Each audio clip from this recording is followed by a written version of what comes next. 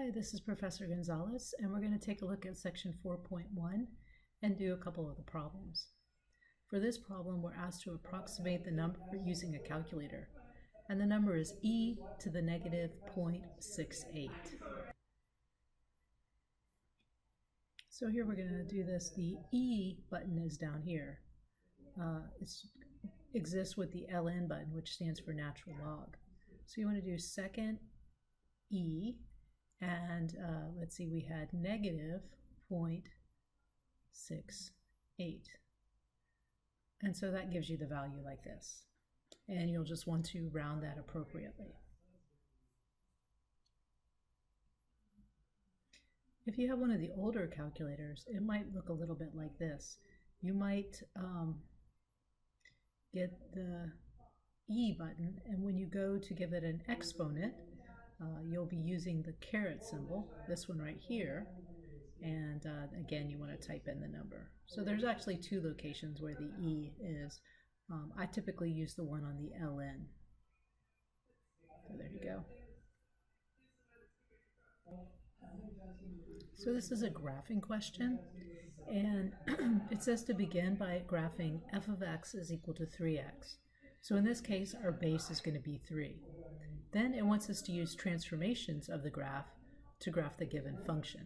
We have to graph and give the equation of the asymptote and use the graph to determine the function's domain and range. Let me show you what this is going to look like.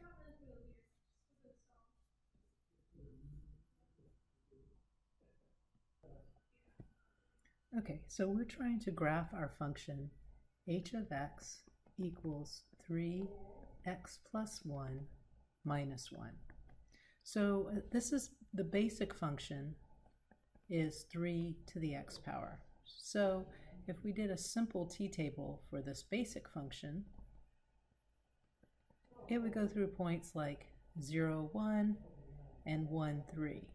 Okay, so when you put this onto the in my math lab, it's going to sort of automatically take you through points like that.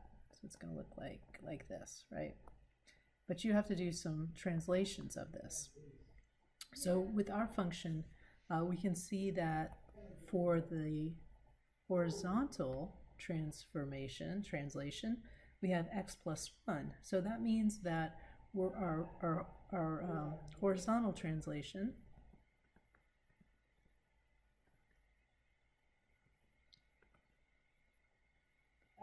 is going to be left 1, okay, because it's the opposite when we're doing vertical. And then here, this is the change it to the y part. So the vertical is going to be down 1. Okay, so if we look at this with our function here, we're going to move each of the x values. You can think about it this way.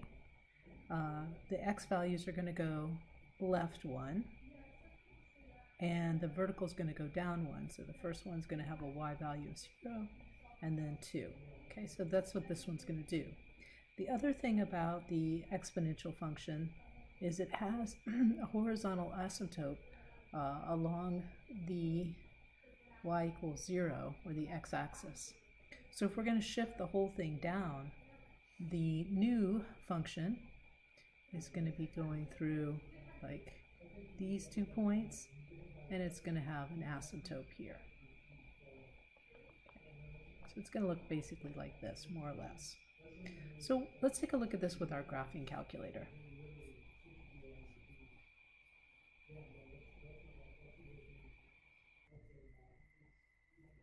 So with the graphing calculator, if you want to graph it, you would do y equals, and then we're going to have 3 raised to the x plus 1 power,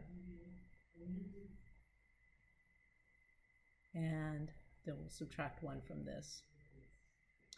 And we can go ahead and graph this. You're not going to see the asymptote graphed automatically, but there's our function. We'll go ahead and add in the asymptote because we know that it's going to be along the line -1. Okay, so you can see there's the asymptote. And if you want to look at the table of values, you can do that. you can see the 2 points that we did. So you have to kind of understand the transformations in order to be able to graph this in MyMathLab. So we'll switch back over and take a look at the homework assignment and see how this gets graphed. Okay, so let me clear this for just a second. The first thing you're going to do is pick up the exponential tool and just kind of drop it down there. Okay, and if you look over on this little pop-up box, it's going to give you the base, okay, and our base is 3, and there's vertical stretch and shrink, horizontal stretch and shrink, and then the translations, and then if you're going to reflect it about the x-axis or the y-axis. And for us, this went horizontally. It went to the left 1, so we need to move it left 1, and it also dropped down 1. So there's our function right there. Okay. You also need that asymptote, and this is sort of tricky, but it's going to go. Let's see. We need that as well. How do I get that? Oh, here we go. Nope. Sorry.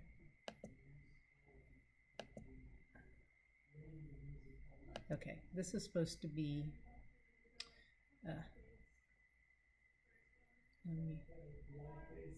Let me cancel. Okay. I'm going to have to switch this line back to a solid line somehow, but having a little trouble here. Cancel. Okay. Here's our line. It's going to go through the point 0, -1, and there, like that. This one is supposed to be dashed. This one is supposed to be solid, so we're going to have to redo it.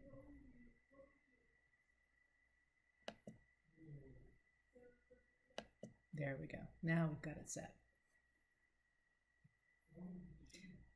No, we don't have it set. Let's try it again. Let's clear it all.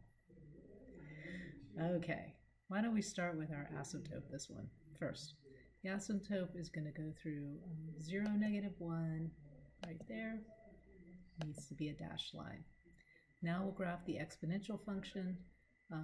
We'll put it through 0, 1, and we know that it's going to go down, down 1, and left 1. And there we go. There you have it. You save it, and then you check. Okay? There's another one that's the next one, so let's just take a look at this one as well. Oops. Okay, so it actually has a couple other questions. First of all, what's the asymptote? And because this one we already talked about why it's y = -1. And then if we take a look at the graph of this function is similar to the graph of all exponential functions. It's going to go from -∞ to +∞. So it's defined for all real numbers. And I think it's going to ask us for the range. The range of this graph is going to go from, the lower limit here is going to be the asymptote, so -1 to +∞. And that is going to be the answer for that one. Okay.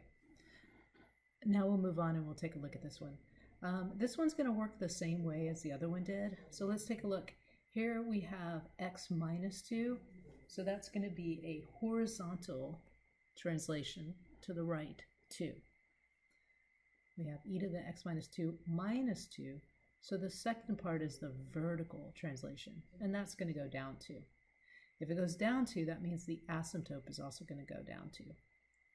Okay, so when you're doing these, might be a good idea to plot the vertical asymptote first. The horizontal asymptote first. Excuse me.